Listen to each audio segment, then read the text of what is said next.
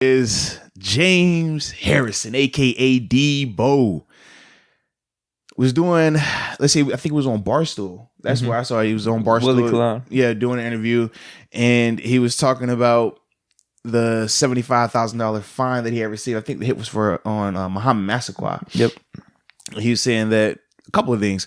First, that after the hit, once they got back to Pittsburgh, he received an envelope from Coach Tom. He said that was the most G-est thing ever, most gangsters thing ever. Shout out to that situation. But then he also said that if he would have known he was going to get fined $75,000, he would have got his money's worth, meaning he probably would have killed Muhammad. That's what he said. He really would have laid into him that the hit, that even though looking at it, it looks awful, he only really went halfway at it. Yeah. He would have really went all in. Yeah. And I can testify to that, man, in terms of Debo, if he really wanted to take that man out, he could have. But any athlete, especially defenders, to tell you, like, when you got a receiver in that position, you don't even have to hit them hard per se for them to fold up like that. And then depending on how the person falls down, it just makes it look amplified. Yeah. Which we all were kind of seeing in some of these plays. Yeah, and how the arms of Debo extended out, looking like a swim move, and it was so elaborate. Yeah. That definitely played into it as well. But I tell people too this, man, the thing that you could see the difference in terms of how hard he was hitting him and stuff, if your arms are extended,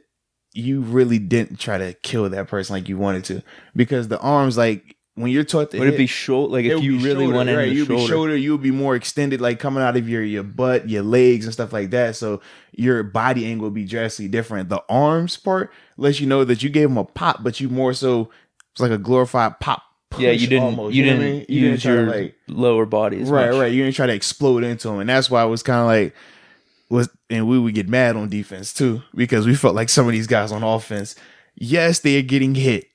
Flop, but sometimes flopping. Well, we already know that they do encourage that. I mean, in terms of, hey, if the receiver acts like he got shot, they go get a flag, and then you rewind and you're like, whoa, wait a minute, we've seen that. So I definitely can agree with him in that regard. And I mean, I got fined for similar stuff, man. So trust me, it's all good. I know this fella. Well, that was a weird time with the NFL, because that's when things really started. Fines started to pick up, and Debo was the poster boy. No, he was. He was. So, yeah, it's kind of all understandable with his sentiments of, I would have really laid in. And I feel bad for whatever poor soul. Just in this case, I guess Massaquoi, but. I mean, remember, he had two bodies that game. He had Colt McCoy that game as well. Well, I don't know if he ever did this, though, in any other game where Goodell or someone, the NFL fined him, and he really did want to start laying out people the 100% like that and wanted to almost I'm sure he thought about it, but at the same time, you have to remember how much money he was getting fined. Yeah. No, I'm good. This is a random call from I have no clue. Yeah. But I was just remembering, like, with Debo, like, I'm sure he wanted to, like, lay into guys more out of, spite and anger because of the fines. But when you look at how much money this man was getting fined, like, I remember this is my rookie year. I'm like, bro, I think I got fined, was it $11,000? And it got reduced to, I think, 7 or 8.